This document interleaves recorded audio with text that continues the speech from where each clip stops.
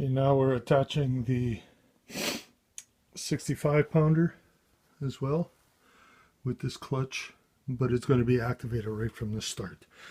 We're going to make sure she's clutched in, see if it'll start both of these now.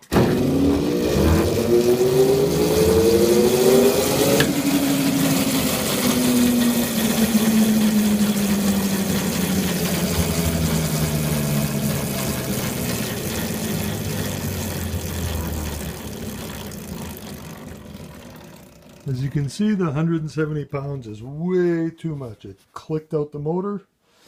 Didn't touch this. As you can see, this ain't activated. Now it is. This is off now. And the motor kicked out. So this is, there we go, reset now. So it cannot do 170 pounds, this motor.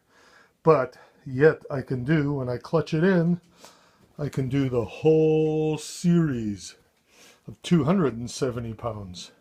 Or that's 170 pounds. But the whole series is 270. With the additional 100 pounds, no problem if I'd use my system.